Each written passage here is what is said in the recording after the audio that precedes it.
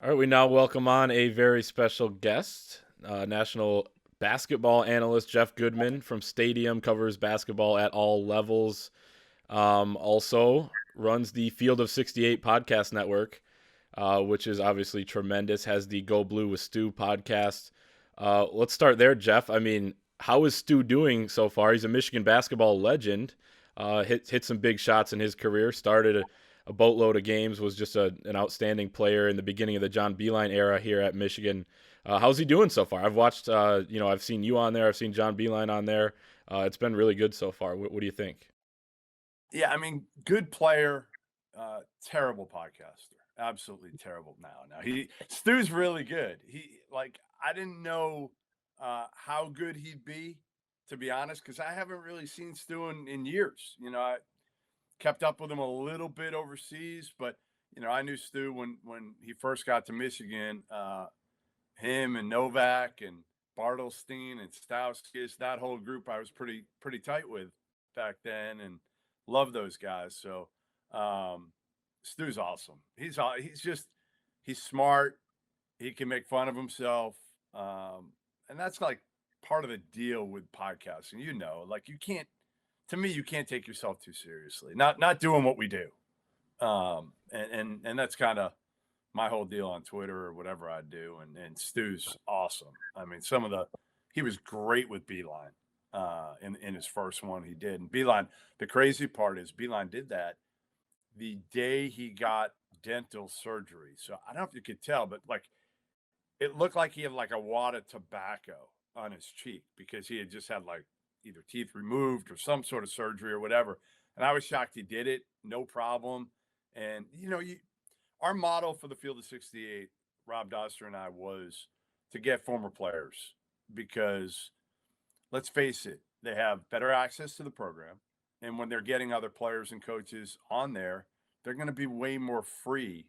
Like certain people I'm great with, like, guys I've known forever. I did one with Danny Hurley the other day, and I can screw around with Danny Hurley more than I would say most people. But like, I don't know Juwan Howard. I don't know. Beeline. Beeline doesn't really like me. He doesn't. It goes back to years ago. The story goes there were two. One was about the transfer, the kid from around here, Smotrich. One was about him, and I called them out because he restricted him. When he transferred out, he said he couldn't play anybody in the schedule for like 2 years on the non-conference schedule. And I just thought that was bullshit. And I said it. And then the other one was, so I broke the news after his freshman year that Trey Burke was leaving. Okay. So I break it according to sources. He's leaving. I got it from Trey Burke. Okay. I didn't say that at the time. I couldn't. But that's who I got it from. He told me I'm gone. So he clears out his whole apartment, everything. He goes back home, talks to his dad, meets with Beeline, and they talk sense into him. Like he shouldn't be leaving after his freshman year. So they talk sense into him. He goes back to school, and I look like a complete idiot because I'm wrong. I'm wrong, but I'm not, and I can't say it at that point. Like the worst thing as a reporter, you can't jump out and say, "Hey, Trey Burke told me." But like Right. years later, actually, I think it was next year at the Final Four, I asked him. I said, "Hey, Trey, am I okay now to say that you were the one who told me last year?" I caught him at the right time, right? Like he's playing in the national title game. Whatever I asked him, he doesn't give a shit at all. He's like, "Yeah, go ahead, say whatever you want." And so now I can say my source on that one. Well, there you go. Yeah, and it's yeah, but Stu, I mean, his interview with Beeline was It outstanding. The was awesome. stories, Yep. what was one of them like? Stu was late to practice, which is uncharacteristic for a guy like Stu Douglas, right? And Beeline's Yep. making, I mean, stuff he'll never forget. He's able to bring it up with him, so I thought it was awesome, and just having that perspective, like you said, of the former players is outstanding. And then you did mention Twitter there. So what I wanted to do first was a couple Yeah. weeks ago you came out You with like your my good. hat, by the way? You Yeah, like my no, hat? it's a great hat. I think you're trying to schmooze the Michigan fan base right now, so you can speak directly to them right here. 2 weeks ago, you come out with your Goodman 25. You had him at I think number 19, which I thought was fair. I would have put him a couple higher. I think they were behind Minnesota at that point. Anyway, Yeah. the Michigan fan base is in your mentions, and it probably happens to you probably weekly, being a national guy on Twitter and where you have to talk about every team. This is your opportunity to clear the air after a couple weeks of which has been tremendous basketball by Michigan. Just speak directly to the Michigan fans here. You're trying to schmooze them with the hat and everything, but what do you got? Yeah, I mean, listen, I effed up. I mean, obviously, but at the time, they had beaten Bowling Green, Oakland, Ball State, Central Florida, Toledo, Penn State, and Nebraska. Like, seriously, Penn State and Nebraska stink. I know Penn State beat Virginia Tech. I get it, but they stink. Nebraska sucks even worse. Central Florida, I thought was good at the time because they beat Florida State. They stink. So on their resume at that point, they had no right. And I rank teams based on what you've done, whether it's fair or not. You can agree to disagree. That's fine. But to me, like, you got to beat teams to be able to move up and get into like the top 10. And some people put Michigan in the top 10 at that point. And I was like, no, they don't deserve to be in the top 10 yet. They have to beat some legitimate teams, like beat a tournament team. Don't beat the two shittiest teams in the Big Ten, right? Like, you got to beat somebody. And they just hadn't yet. So I felt like, okay, let them earn it. They beat Maryland on the road. Good win. They blow the shit out of Northwestern. Good win, but we don't know how good Northwestern is, right? Like, Northwestern. I think they're a bubble. I think they're a bubble team. Maybe on the wrong side. Yeah, I'm not sure they make the tournament. We'll see. Maybe they do. Maybe I hope they do. Then obviously the last two, and again, even the Minnesota one. Minnesota stinks on the road. I mean, they're an awful team on the road. They're great at home. So you're like, okay, they crushed them, but still, I want to see them beat somebody like a legitimate lock tournament team, like that. I just have some I feel good about. Well, they did that. I mean, they've just pounded teams. So anyway, to make a long story short, I apologize. I was wrong. This Michigan team is really good, and again, I hadn't watched them early because I'm not sitting there watching Michigan against Ball State like Michigan fans are, but I got to pick guys. Like, I can't sit there and I got to pick teams at a time. And there are better games than Michigan State Ball State or Michigan State Toledo or Michigan State Penn State or Michigan State Nebraska. Those are not games I'm watching. Like, people think I can watch every game. You can't as a national writer. You're picking, like, I have it here for tomorrow. I got my whole, I read it down on a damn piece of paper. You're watching them tomorrow, right? I mean, yeah, I'm listen, Minnesota. I got it all set up. Who they got tomorrow? They got Minnesota rematch. Minnesota Eastern time. What time? 2:00 Eastern time. Oh yeah, I got it here. Yeah, I got it. So I'll have Kentucky, Auburn, and the Michigan game on tomorrow. So like now they become a team that you have to watch earlier on in the season, and you got to have the right matchups, right? I mean, like, there's certain games that even if, again, whoever's playing Penn State and Nebraska, I don't care who it is, I'm probably not watching. I'm not watching Nebraska this year. I'm not wasting my time. But again, Michigan's become a can't miss team right now when they're not playing Nebraska or Penn State. Every game that they play now, you want to watch them. Yeah, and I will say this about this team too is they were playing, some cupcakes early, and the offense was really, really good, and you could tell they were running great sets and things like that. The defense wasn't as up to snuff. The defense is incredible now. They have improved. They've been playing better even since you put that out. So I'm glad we got it cleared up. So I think you're back in the good graces, other than the fact that you were just saying Michigan State on accident when you were naming some of those games, Michigan State. But we'll give you a pass on that. I didn't know that. My bad. Okay, My bad. Anyway, the other part you got to give me a mulligan for here is, so both of my nephews went to Michigan. Josh and Andrew, both of them went there, and they can be a pain in the ass. So like when Michigan's winning and I don't pick them high, they're brutal. So it's like, it's even harder for me then to admit I was wrong or to move them up because you just don't want to do it. Josh is a little bit easier than Andrew in terms of not being as ruthless on me. But I just tell them, listen, your football team stinks. So, Yeah, not and pretty. Juwan Howard should probably coach both teams right now. Yeah, well, I think well, let's stick to hoops. Yeah, you should.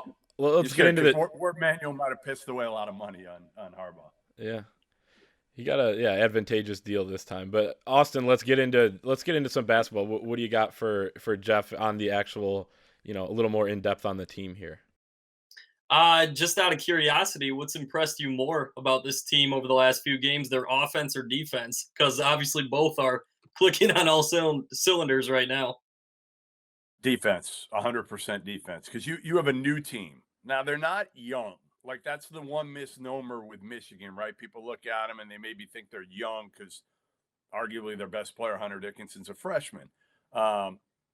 You bring in Chandi Brown, you bring in Mike Smith. They're older guys. That's how you win these days.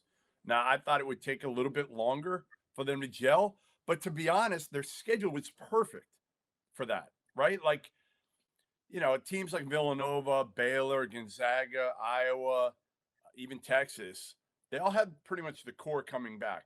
Michigan had some of its core, but not everybody. Two transfers that are key players and a freshman. But what better way to do it than to play a bunch of teams that, even if you're not great, even if you play your C game, you're still going to beat those teams like Bowling Green and Toledo unless they play their A game. And they caught them too, coming off a couple of them. Oakland, Toledo were kind of coming off pauses. A lot of it is timing this year, guys. A lot of it. You're playing the right team at the right time. And if you're playing a team that came off a pause a week earlier, generally you're on a 14-day pause. It takes 14 days to get back once you get out of that pause to for every day you miss a day on, and you basically need 1 day on to be able to get back to 100%. So I would say by far the defense to me has been amazing lately. I mean, like this isn't your old Wisconsin team. Like, this is a Wisconsin team that can score some points. And to be able to, that 36-3 run was insane, absolutely insane. And again, this Michigan team, the other thing, guys, is the team is they've got an advantageous Big Ten schedule. You guys probably know this, right? They play. I forget. I think I have it over here. I have it over here. They only play Iowa and Illinois once, and they're both at home. Yeah. Both at home, yeah. Yep. All three of those they play once, and they're all at home. So that definitely will be advantageous for them. But again, I'm not taking anything away. They've been fantastic, and I think I tweeted it last week.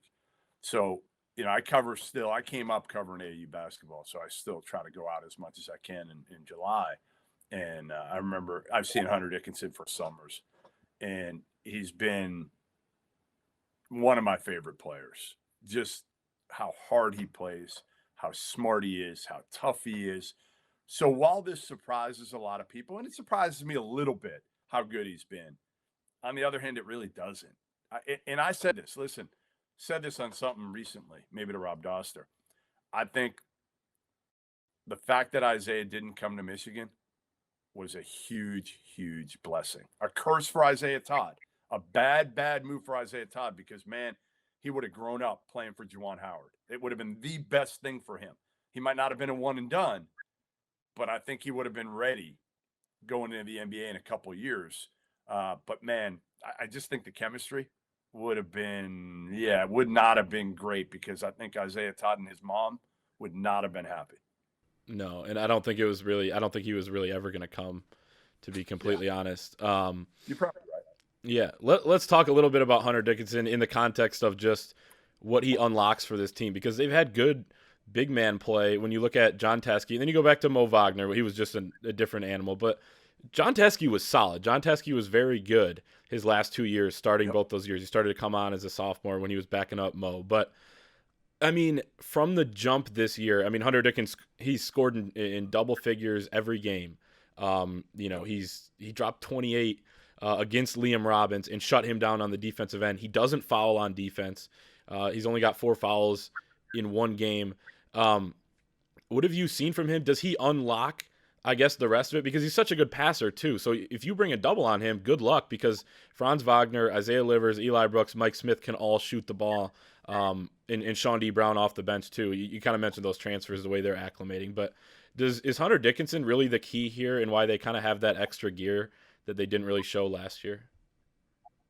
Yeah, I mean, listen, there's no real major weakness in Hunter Dickinson's game. Like, he's not a great athlete, we know that, but man, does he run the court hard, and he's so smart that, again, he's seemingly always in the right place. Not a great athlete again, but you know what? He's not going to block up, shots like Isaiah Todd would have, right? Isaiah Todd would have been getting up. I mean, long, athletic, looks the part. Hunter doesn't necessarily look the part, but man, he plays the part, right? He's got great touch, finishes well around the basket, uses his body, creates space. Defensively, like you said, what does he do? Plays up and down. He doesn't go for a lot of pump fakes. He's just a very cerebral player who's perfect because he's got some shit to him too. That's a really good way to put it. Are you surprised at how much success Juwan Howard has had this early in his tenure in Michigan? Hell yeah. I don't know if you guys remember, I said when Juwan got hired, might have been right before he did or whatever, I said, listen, bottom line is Tom Izzo is fearing if Ed Cooley takes this job. And I just felt like Cooley already had done it in college, right? And his personality, you guys probably don't know Ed Cooley, but his personality is the opposite of Juwan's. Like, he can sell anything to anybody. He's at Providence. Providence is a shitty job. And he got him in the tournament like 5 straight years. They've been just okay. The last 2 years, they haven't been quite as good, but I still felt like Cooley would do a really good job at Michigan. My big thing with Juwan Howard was, if you look at all the former NBA players with $100 million plus in their bank account that have come over and coached in college, they failed. Almost every one of them, right? Clyde Drexler years ago. Obviously, the recent examples of Chris Mullin and Patrick Ewing. They've both, Mullin sucked. Ewing's on his way to not getting it done. We know that. A few guys have gotten it done, but for the most part, they don't understand recruiting. They don't understand you got to be on the phone all day, every day, right? Like Penny Hardaway. Look at him. He's not getting it done. Like, they've underachieved. So it was almost a broad brush that I painted with Juwan Howard. Is here we go again. Another one. Now, Juwan also, he did inherit a decent team last year with 2 really good senior players at key positions, right? Point guard and center. Like, those are the 2 positions you want. He had them. Those guys came out of the gates and they were ready. So I think it helped them a lot recruiting-wise when they got off to that start. But yes, he's way better than I thought. And you wonder, too, is how much of it is, like, he inherited some good players. There's the Michigan brand, which goes a long way, right? You can recruit anywhere with Michigan brand. And then also having kids that play AAU ball when he jumped in. How much does that help? Because he's out there anyway. It helps. He's out on the circuit. Yeah. It helps a ton, and the kids we talk to in covering the recruiting here. I mean, more than half the kids I talk to have a personal relationship with Jet Howard or Jace Howard or both, and Juwan. And because that's how Juwan is, the way that he interacts with people. If he's watching his son, he's not just sitting there in the corner watching his son, sticking to himself with an entourage in the corner. He's there with him and his wife, and he meets every parent and every kid there. So, yeah, I agree with you that, we're surprised too. I would say I've been surprised. Are you? It's to this extent. I thought he could do well. I don't think, that I thought he could do this well this soon and recruit this well this soon. But, I thought he'd get help from – here's why I thought he'd do pretty well recruiting. Was because I thought he'd get help from the Jalen Roses and the Chris Webbers and some of those guys. Like Jalen and Webber, they're on TV all the time. They're not allowed to make calls to recruits, but like nobody's allowed to make calls and everybody does. So that's a bunch of bullshit. We know that. And I'm not saying they're doing it. I'm just saying, like, it wouldn't shock me if they're doing it. And again, everybody's doing it. So they're not. He's got people in high profile places that can speak highly about him on TV as well. let's it was interesting watching the game the other night and watching it back. And Dan Dockich says Franz Wagner is his number one pro prospect in the Big Ten right now. So, you cover that closer than he does. But who's the best pro prospect in the Big Ten? Who's the best pro prospect on this team? And that includes going down the road. Is it Hunter Dickinson in a year or two? I guess who do you got there? Because Franz is incredible though. But I'm interested to hear your thoughts. I think it'll be Franz. Yeah, I think it would have been Hunter years ago, but I don't see I don't want to say non-athletic. He's not non-athletic, but an average athletic big man. I don't see him. I think Wagner's probably got a higher upside, and that's what the NBA generally drafts on. Now, Dockich also, just so you know, I saw a tweet yesterday.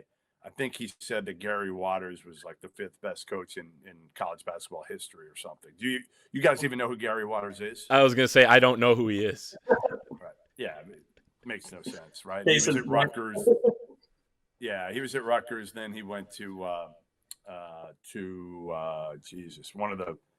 my God, I'm forgetting that's how good Gary Waters is. He was a mid-major coach who lost a couple of his top players to transfer and ended up getting fired. Gary Waters is a great human being and a really good coach, but take everything that Dan Dockett says with a grain of salt.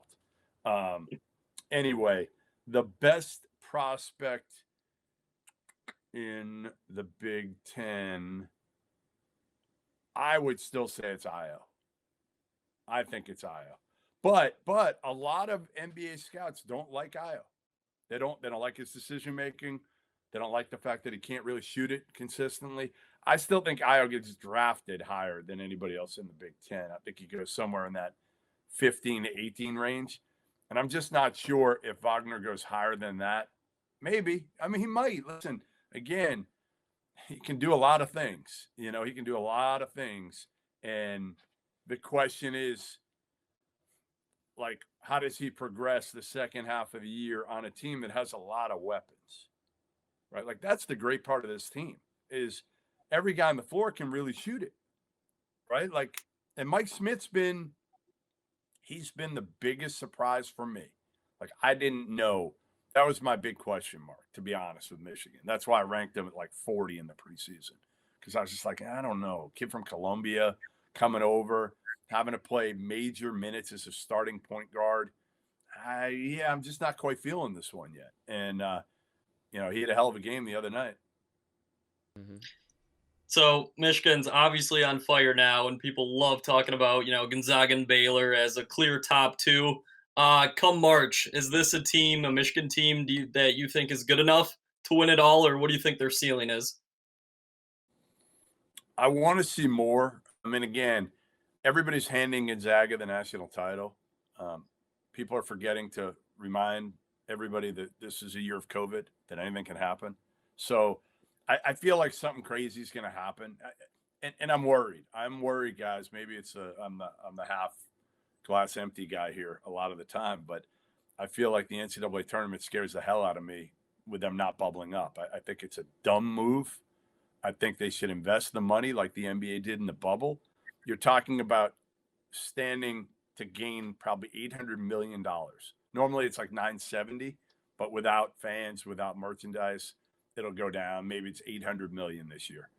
Why not spend $150 million and bubble up somewhere for a month, right? You're talking a month, not 3 months like the NBA did. Now, I know they didn't have as many teams, but it also goes from 68 to 16 pretty quickly. Why not bubble up, spend the money, invest 150 to make 800 rather than investing 25 to potentially have a complete train wreck on your hands, which could happen if like somebody from Michigan, somebody from Gonzaga, somebody from Baylor. What happens if your Final Four and somebody from one of those teams, a key player, gets hit with COVID? What do you do? What do you do? So are they going home every week? No. From Indy? No, they're staying there. Okay. No, they're staying there, but they're not bubbled up. They're not completely bubbled up. Like, my take, guys, is, so I went to Mohegan Sun the first few days in Connecticut, the first 4 days, and they had, every time a coach or a kid left the room, they had to have an escort with them. I get it. There was also a 70-year-old guy on most of the floors that was like down by the elevators, keeping track of who was leaving, who was coming, whatever. You know how easily, and I snuck, like I could sneak down. It wasn't illegal for me to go down. But you know how easy it could have been to either get out and create a diversion to get past this 70-year-old dude, or to get some girl up to my room. Now I'm married, so I'm not doing that, obviously. But what I'm saying is, for these kids to be able to get a girl up to their room, like, you got to lock this stuff down for the tournament. I'm just worried. Again, I think the NCAA is just cutting corners here instead of spending the money and just saying, like, all right, let's net 600 million. Let's net 600 million instead of this thing falling apart. And it's going to be a complete mess if something happens. Even at the beginning, you got 68 teams. All right, what if 5 teams have positive tests? You're going to have 5 alternate teams? You're going to have buys? Like, it'll get off to such a poor start that we'll have a bad taste in our mouth, and we'll say, all right, like, if Jalen Suggs can't play, what's everybody going to say? If Gonzaga gets knocked out, well, then we're putting an asterisk next to this whole thing with whoever wins it. So I didn't really answer your question, I know, but I think Michigan's in that tier. I would say still Gonzaga and Baylor, and I think Baylor could well lose tomorrow. They play Texas Tech. Wouldn't shock me at all if they lose tomorrow. But that doesn't mean, too, when somebody loses a game, it doesn't mean they can't win the national title. That's the problem we all have with everything. It's like, oh, they lost. Baylor's not good. No, trust me, they are good. But this is a very unpredictable year. So I think Michigan's in that next tier. I would have put Villanova at number 3. They've had 23 days off.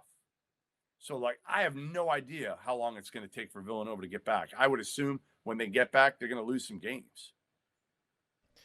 And I'll leave you with this. You said you wanted to see more in terms of Michigan being a national title contender, like right up there, like them, Gonzaga, Baylor for the long haul here. But in terms of the Big Ten, we're asking the people to comment also on this YouTube. If you're watching this, if you're listening, we appreciate you as well. But leave a comment, and then for you, Jeff, is this Michigan team going to win the Big Ten?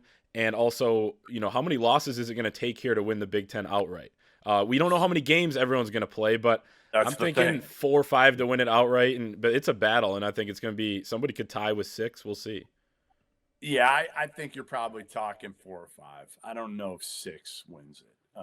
Because, again, as you said, we'll see if everybody plays every game as well. I mean, Michigan's been fortunate too, guys. That's another thing. The Big Ten's been the best league, though, in America in terms of I'm keeping track right now of every team in every league and how many shutdowns they've had, pauses since the start of the season. And as you guys probably know, you don't even need me to tell you this, but the Big Ten, the only teams that have been shut down, to my knowledge, were Penn State now and Nebraska. Those are the only 2. Penn State shut down for a few days. Nebraska is currently shut down. Those are the 2 shittiest teams in the league as well, which is kind of funny. But they're testing every day, so you can kind of test out of quarantine to some degree, right? So, yeah, I think they're the favorite to win the Big Ten. I think Iowa's very good, especially with Bohannon making shots right now. Obviously, they're not as good defensively as Michigan looks. I think they could score with anybody, and they have a pretty good big guy in the middle as well.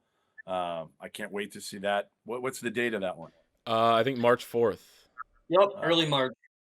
We got to wait that long? I know. For Garza Hunter? Come on. And those Second and those 2 know each other well too, and they both played for AAU Team Takeover and out there in the DMV, and they're good friends. So that's gonna be a battle. That'll be fun. That'll be fun. Hopefully they're both top 10 teams at that point. But yeah, no, I listen. I really like this Michigan team. I'm sold on them now.